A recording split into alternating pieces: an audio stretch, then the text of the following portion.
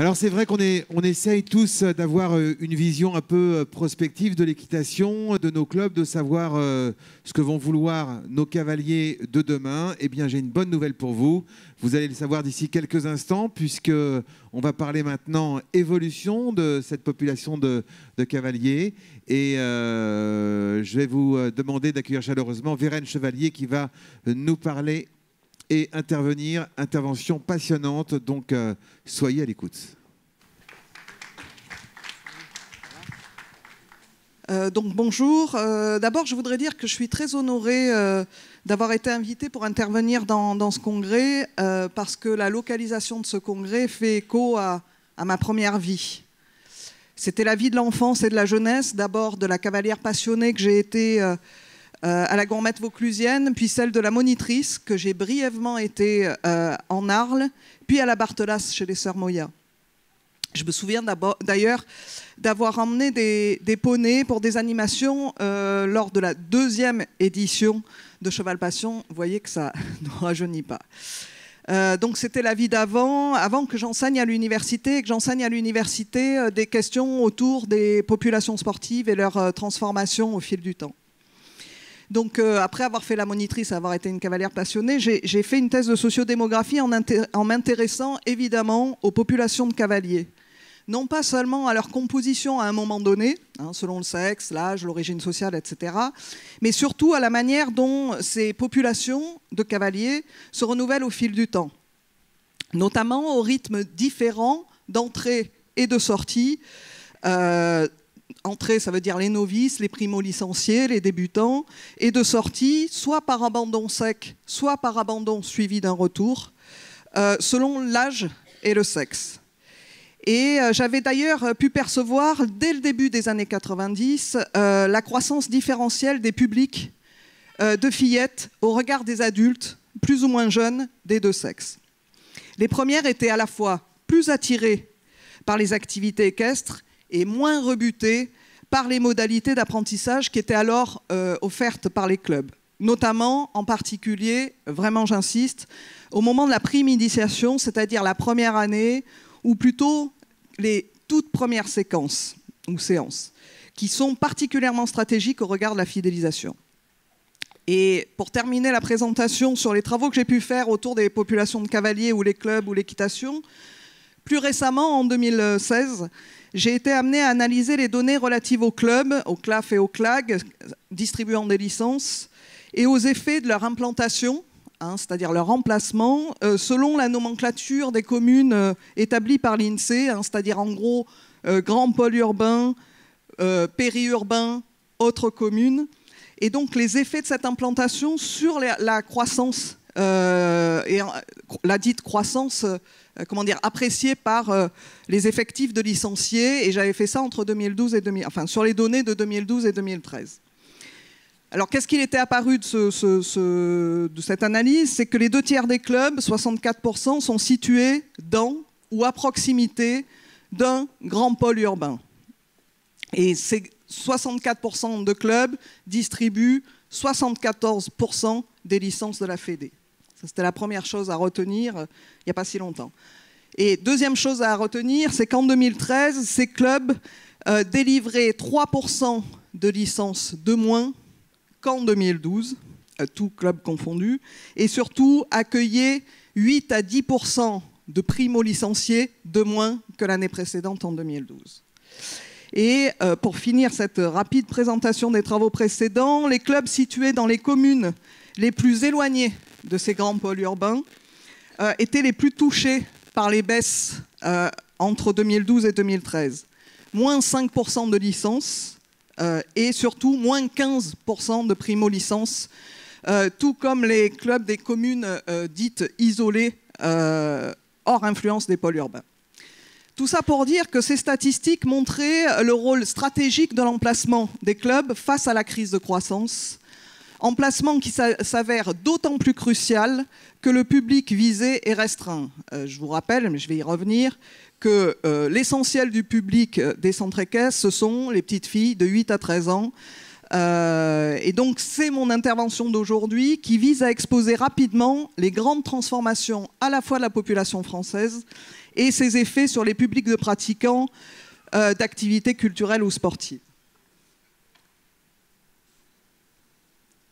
Alors, premier point, les grandes transformations démographiques. Alors, les tendances générales de la démographie française sont marquées principalement par le vieillissement. Autrement dit, par l'augmentation de la population âgée de 60 ans et plus, en nombre et en proportion de la population totale. Et ce vieillissement s'opère par le haut, c'est-à-dire en gros la pyramide des âges grossit du fait de l'arrivée du baby-boom aux âges avancés, et par le bas, par la baisse des effectifs de naissance, baisse de naissance qui s'accentue depuis 2015. Ce vieillissement est plutôt, comme on va le voir,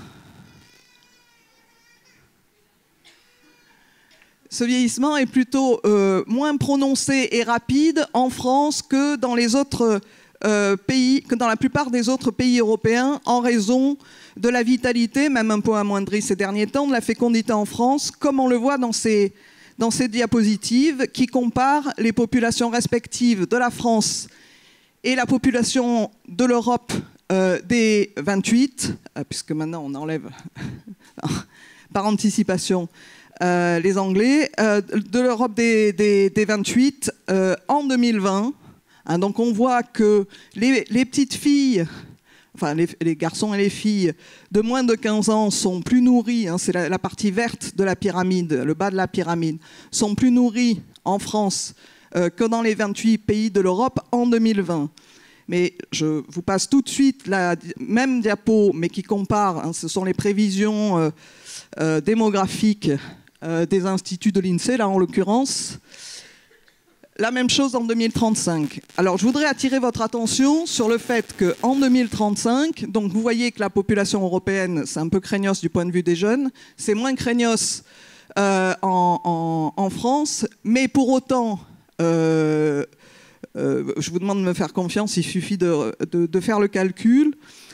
Les jeunes françaises de moins de 15 ans, le nombre de jeunes françaises de moins de 15 ans ne va quasiment pas augmenter entre 2020 et 2035. Il y aura, pour le moment, enfin aujourd'hui, il y a 5,6 millions de Françaises de moins de 15 ans. En 2035, il y en aura 5,7 millions, 100 000 de plus en 15 ans. Voilà, donc ça ne fait pas beaucoup. C'est une manière de dire que ce réservoir est en train de se tarir. Alors, quelles sont les conséquences sur les publics de pratiquants sportifs ? Donc, ce qu'il faut concevoir, c'est que face à ces transformations démographiques, qui sont structurelles, sur lesquelles on ne peut rien, les populations sportives seront forcément davantage composées d'adultes, même âgés, si elles veulent conserver leur volume. Ce qui suppose d'élargir l'offre susceptible de satisfaire des publics plus diversifiés. Ce projet ne remet évidemment pas en cause la présence nécessaire de publics d'enfants, qui sont les plus à même de s'inscrire dans le projet compétitif, mais j'espère que vous l'avez compris, le gisement des filles de 9 à 13 ans est forcément limité dans ses capacités d'expansion, tant démographiquement, comme je viens de le montrer, c'est-à-dire en nombre, comme je viens de le voir, mais aussi sociologiquement. Ça veut dire quoi sociologiquement? Ça signifie que le nombre de familles susceptibles d'inscrire leurs filles dans un poney club ou un cheval club n'est pas non plus inépuisable, en particulier en ces périodes de contraction du pouvoir d'achat. Donc pour une fédération qui est soucieuse de poursuivre son développement par la croissance de ses effectifs, licenciés, ça implique d'envisager la conquête d'autres publics par des projets plus ouverts, donc j'en ai entendu quelques bribes tout à l'heure là. Dans le cas des activités équestres, il semble facilité par des usages multiples du cheval. Le voyage à cheval, la pleine nature, le spectacle qui requiert, enfin l'équitation de spectacle qui requiert un collectif, qui exige de l'élaboration collective, de la collaboration, etc. La formation de chevaux aussi, qui me semble allier à la fois une composante culturelle et une composante bien-être. Donc on a, concernant l'équitation, on a une transformation rapide de la population des cavaliers et des cavalières. Donc j'ai pris 3 points, enfin 3 moments, 2010, 2015 et 2018, qui attestent d'une certaine manière d'une forme d'épuisement de la fameuse niche des fillettes et adolescentes de 9 à 13 ans, comme je vais vous le montrer sur les graphiques suivants. Donc il faut que vous soyez conscient qu'en 2010, c'était plus de 10 Françaises de 9 ans, hein, c'est-à-dire sur 100, pardon, quand on prenait, en 2010, quand on prenait 100 Françaises de 9 ans, on avait 10 parmi elles qui avaient une licence à la Fédé d'équitation. Et si on les prenait à 12 ans, 11-12 ans, il y en avait même 12 sur 100 qui avaient une licence à la Fédé d'équitation, donc en 2010. En 2015, ce sont plus que 9 Françaises de 11 ans à 14 ans qui ont, sur 100, pardon, qui ont une licence à la Fédé d'équitation. Et en 2018, ce sont plus que 8 de 11 à 13 ans. Donc ce que vous voyez là, enfin, je vais vous le montrer tout de suite avec les graphiques, ça veut dire quoi? Ça veut dire qu'à la fois en densité et à la fois en faisceau d'âge de ces petites filles, ben, il y a une restriction. Et le problème, c'est que ce public spécifique n'est pas pour autant remplacé par d'autres qui seraient plus âgés ou plus masculins, comme donc le montrent les graphiques que voici. Hein, donc c'est ce que je viens de dire. Donc là, qu'est-ce que j'ai fait? Tout simplement, une petite explication quand même méthodologique. J'ai pris les données de l'INSEE sur les Françaises et les Français par âge, le nombre de Françaises et de Français par âge. Et grâce à la Fédé, j'ai obtenu le nombre de licences de chaque âge et je les ai rapportés. Ça donne des taux de pratique. Donc en pointillé bleu, vous avez les taux de pratique féminins selon l'âge. Et en plein rouge, vous avez les taux de pratique masculin selon l'âge. Et donc vous voyez bien que en 2010, la courbe qui est tout en haut, on tutoie les 12% de fillettes de 10 et 11 ans. En 2010, eh ben, on est en dessous des 10% pour les mêmes âges, mais qui augmente un peu. Et en 2015, pardon, et en 2018, eh ben, on est on atteint à peine les 8% pour les mêmes tranches d'âge.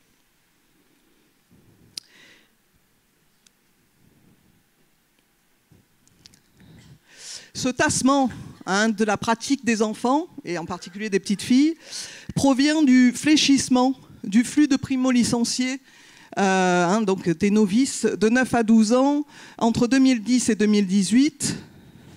Donc là, qu'est-ce que j'ai fait? Là, c'est tout bête. Ce sont les effectifs de primo-licence de chaque âge, reportés donc sur le graphique.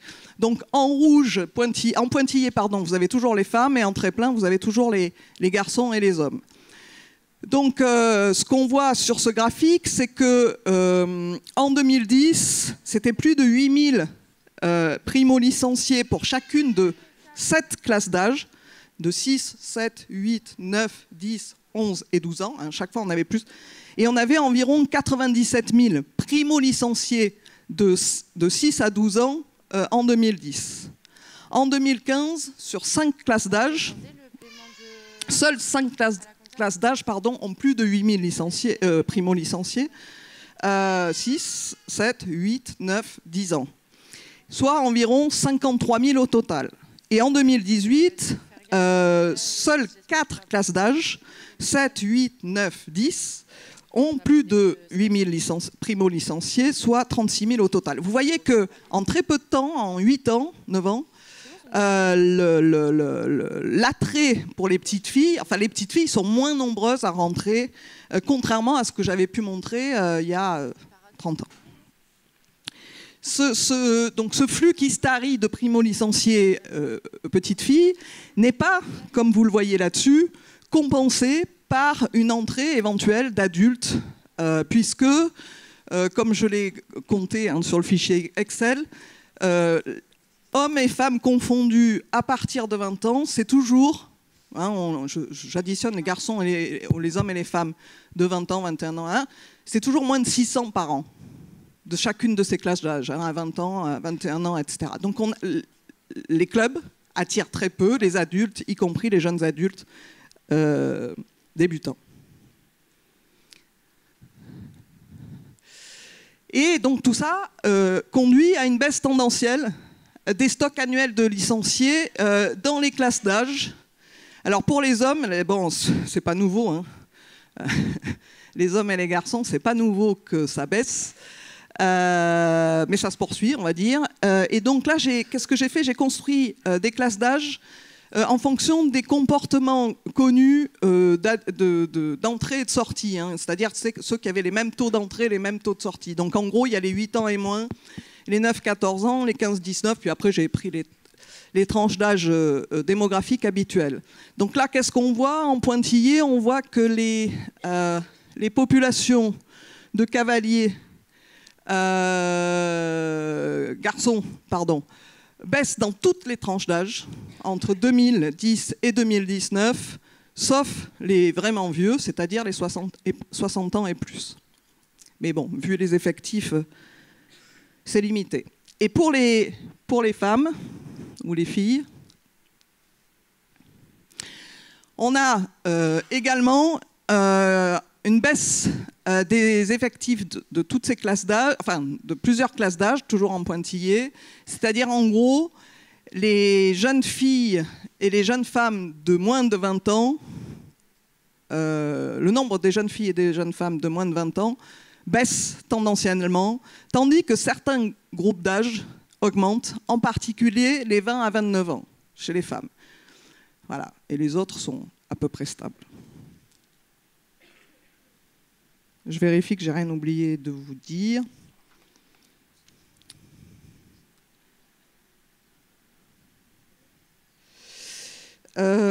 Oui, juste ce que je voulais dire, excusez-moi, c'est que la baisse la plus drastique est celle des 9 à 14 ans, qui était le public cible, hein, et le public qui s'est le plus développé depuis 30 ans. Depuis que j'étudie les populations cavalières, c'est ce public-là qui s'était énormément développé, et c'est celui-là qui baisse.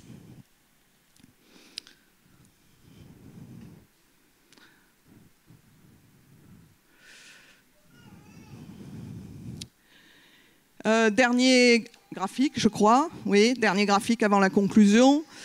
Là, vous voyez que, évidemment, ça, mon PowerPoint est un peu... Donc en rouge, excusez-moi, en rouge très plein, 2010, homme 2010, pointillé rouge, femme 2010, bleu 2015 et vert 2018. Donc là, on voit, hein, j'ai superposé les 3 premiers graphiques que je vous ai montrés. Pourquoi j'ai fait cette superposition? Parce qu'il me semble important de noter que pour les hommes, bon, il n'y a pas d'amélioration. Mais pour les femmes, on a, en même temps qu'on perd du public de petites filles, on gagne du public de jeunes femmes. C'est-à-dire que si vous regardez la courbe pointillée rouge, le taux de pratique de la courbe pointillée rouge, elle touche les 2%, hein, ce qui veut dire quoi? À 23 ans, dès 23 ans, moins de 2% des Françaises avaient une licence à la Fédé d'équitation en 2010. En 2018, cette baisse du taux n'intervient qu'après 29 ans. Hein, ça veut dire qu'en gros, on a un public adulte, de femmes ou jeunes adultes, de femmes jeunes adultes qui a tendance à petit se développer. Mais ça, à mon avis, ça a des effets sur lesquels il faut réfléchir, c'est-à-dire qu'il faut accompagner ce changement ténu de public. Alors, pour conclure, qu'est-ce que je veux dire? C'est qu'apparemment, les publics de cavaliers semblent progressivement, mais en même temps assez vite, se déspécialiser par un double effet de la baisse des effectifs de fillettes et de l'augmentation des effectifs de jeunes femmes. Si bien que si cette tendance se poursuit, je ne suis pas Nostradamus, hein, mais il faudra bien que les clubs accompagnent ces transformations qui sont encore timides de leur public en proposant une offre adaptée. Ou alors, ils s'exposent à ce que ces jeunes femmes aillent chercher ailleurs d'autres lieux ou d'autres usages du cheval. Les données sur les primo-licenciés que j'ai présentées au début montrent également que les clubs peinent à attirer les cavaliers débutants de plus de 20 ans. Or, vous l'aurez compris, j'espère, l'un des enjeux se situe désormais dans la capacité des clubs, notamment ceux en situation délicate du fait de leur emplacement rural dans des petites villes éloignées des grands pôles urbains, de s'intéresser à ces publics. C'est-à-dire que, voilà, eux, à mon avis, ils n'ont pas tellement le choix que d'essayer de s'intéresser à ces publics et de ne pas rester sur un public trop ciblé. Je voudrais très très rapidement finir en évoquant les données qui me paraissent instructives d'Eurostat. Donc, vous savez, c'est le dispositif européen de statistique qui publie périodiquement, 2009, 2013, 2017, un eurobaromètre sur les pratiques physiques et sportives des Européens. Alors ces données sont assez succinctes, c'est pas mal foutu mais c'est assez succinct. Elles montrent de très grandes différences entre les pays européens. Les pays du Nord présentent des taux de pratique élevés, y compris chez les adultes, y compris chez les femmes, et y compris chez les femmes même âgées, hein, c'est-à-dire en gros au-delà de 60 ans. Tandis que ces taux baissent très fortement, les taux de pratique baissent très fortement avec l'âge dans tous les pays du Sud. Alors les explications sociologiques de cette différence en gros entre les pays du Nord et les pays du Sud résident dans des modèles sociétaux plus égalitaires au Nord, un partage des tâches par exemple entre hommes et femmes, mais aussi avec des hiérarchies sociales qui sont moins marquées, hein, par exemple entre les salaires, les hauts et bas salaires.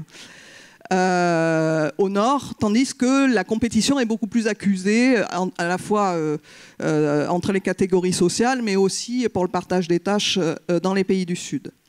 Mais ce contexte dans les pays du Nord conduit à une offre de pratiques beaucoup plus respectueuse de la diversité des demandes, en particulier les demandes qui sont moins centrées sur le modèle compétitif, qui est évidemment particulièrement adapté aux jeunes publics masculins, mais beaucoup moins aux femmes et beaucoup moins aux adultes, en particulier les âgés. Voilà. Pour terminer, je voudrais remercier très chaleureusement Stéphane Lemasson du système statistique et de gestion des licences de la FEDE et Frédéric Wix qui, malgré la brièveté des délais, m'ont fourni les données les plus récentes pour pouvoir vous présenter ça. Je voudrais aussi dire qu'il faut être vraiment conscient que très peu de FEDE se sont donné les moyens de faire de tels diagnostics. Je le sais pour avoir des étudiants en master qui pratiquent une diversité d'activités sportives, qui sont inscrits, engagés, etc., dans plein de sports différents, et qui ont les pires difficultés pour pouvoir faire la moitié du quart de ce que je viens de faire devant vous, parce que les FEDE, la plupart des FEDE ne se sont pas donné les moyens de produire des diagnostics comme celui que je viens de faire devant vous. Voilà, je vous remercie. Et je... Non, on voit l'intention. Voilà. Merci et les questions. Voilà. Est-ce qu'il y a des questions? Y a-t-il des questions? Oui. Petit micro. Héloïse? Oui, alors, moi je voulais te demander, Vérène, alors je sais que c'est compliqué de faire comment dirais-je, des questions?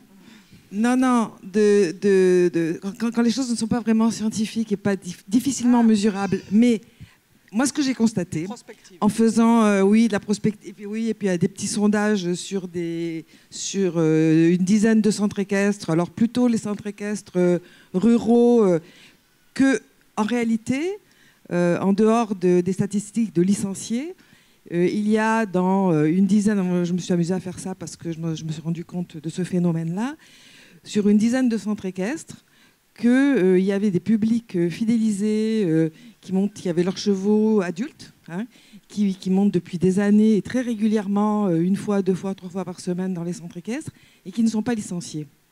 Et en fait, je me dis, si on multiplie ce phénomène que j'ai observé sur une dizaine de centres équestres par, on va dire, 1000 ou 2000 centres équestres, ça fait quand même un volume de licenciés potentiels énorme. Donc, c'est vrai que c'est difficile de mesurer parce que il faut trouver les moyens de les mettre dans les statistiques. Mais c'est vrai que voilà, cette réflexion-là, du coup, c'est comment faire en sorte de les attirer dans la fédération. C'est pas évident. Alors peut-être que...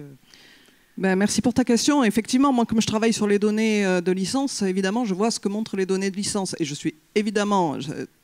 Tu as raison de me demander la précision. J'aurais peut-être dû la faire de manière liminaire, mais évidemment, les personnes, y compris les personnes qui pratiquent en club, qui n'ont pas de licence, ne sont pas dans les radars que je viens d'exposer. Alors, il y a 2 questions dans ta question. C'est est-ce qu'ils sont vraiment des cavaliers pratiquants en club, etc., qui ne sont non titulaires de licence, et auquel cas... quelle pourrait être, mais ça c'est pas trop une question pour moi, mais quelle pourrait être une politique fédérale d'adhésion, enfin voilà, à la licence, quel service supplémentaire, etc. Bon, c'est pas trop à moi d'y répondre. Ou alors, est-ce que ce sont des cavaliers qui sont adultes, mais qui sont sortis des radars? Et je pense que là, il y en a beaucoup. Hein, c'est pas mes travaux, ce sont les travaux de Céline Vial.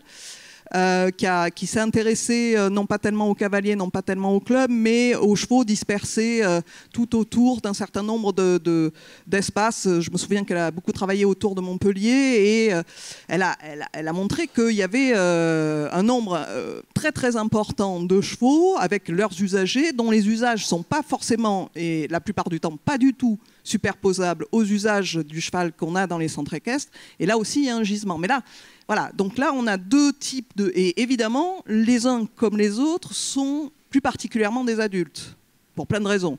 Voilà. Et ceux-là, on ne les voit pas, et ceux-là, ce sont d'autres méthodes que les données que j'utilise là pour les traiter. Oui, parce qu'en fait, ce qui m'a inspiré, ça, c'est le constat que tu faisais en disant ces populations-là qui sont en train de diminuer ne sont pas remplacées par d'autres.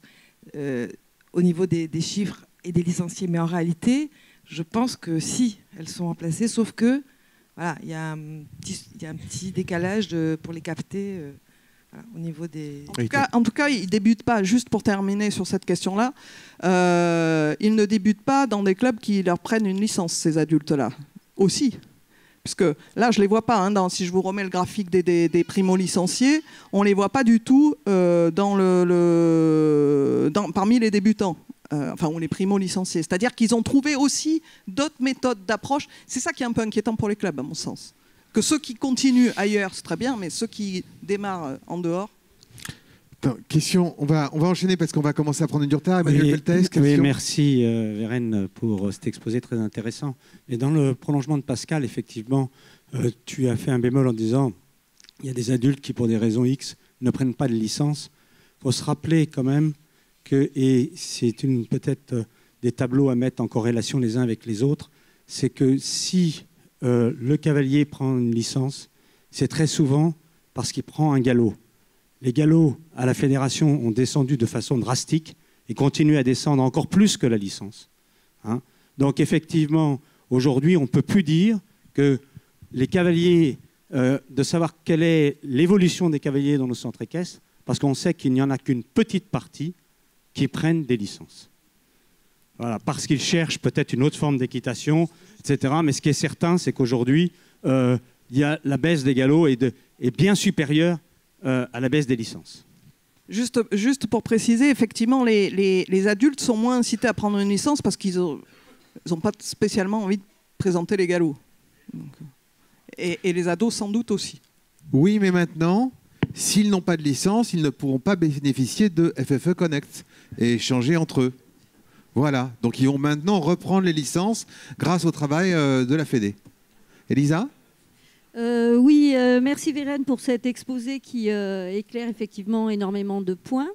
Je reviens sur la remarque de Pascal, parce qu'effectivement, nous, on est dans une région où on a énormément, c'est-à-dire qu'on n'a pas quelques licenciés, on a énormément de pratiquants adultes. Donc, ce n'est pas une question pour toi, parce qu'effectivement, tu te bases sur les statistiques qu'on a, et c'est déjà bien d'en avoir.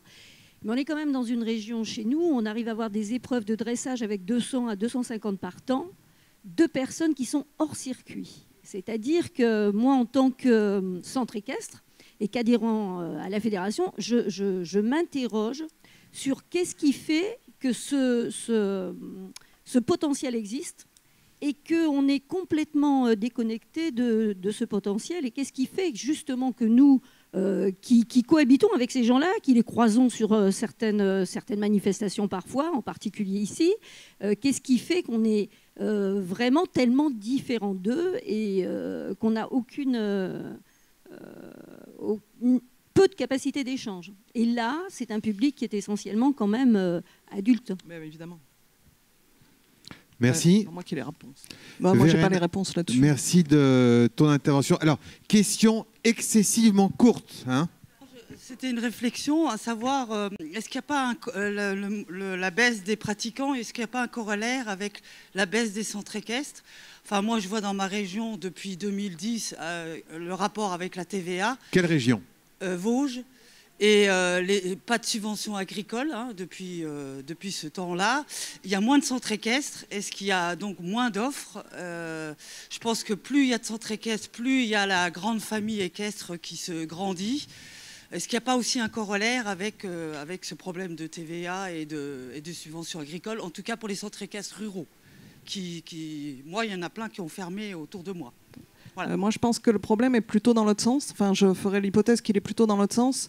C'est-à-dire que dans les années, j'ai oublié de dire quelques petits trucs que j'ai fait pour la Fédé et le Poney Club de France à l'époque, mais dans les années 90, alors je dis de tête, mais en gros, plus de la moitié des primo-licenciés étaient créés par la création de clubs.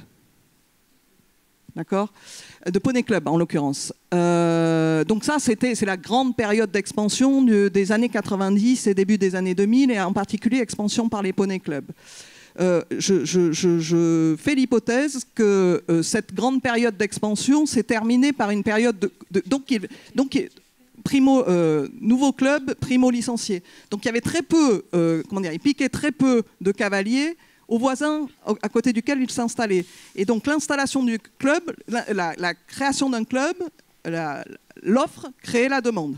Années 90, et début des années 2000. Aujourd'hui, je pense qu'on est dans une situation inverse, qu'après une période d'intense concurrence, c'est-à-dire que quand un nouveau club s'installait, il ne créait pas de nouvelles licences ou de nouveaux usagers, il en piquait au club voisin. Et je pense qu'on est arrivé à un truc qui est un truc classique, de saturation, et que là, aujourd'hui, la baisse des primo-licenciés, y compris des petites filles, ça fait couler les clubs, tout simplement. Je pense que c'est dans l'autre sens.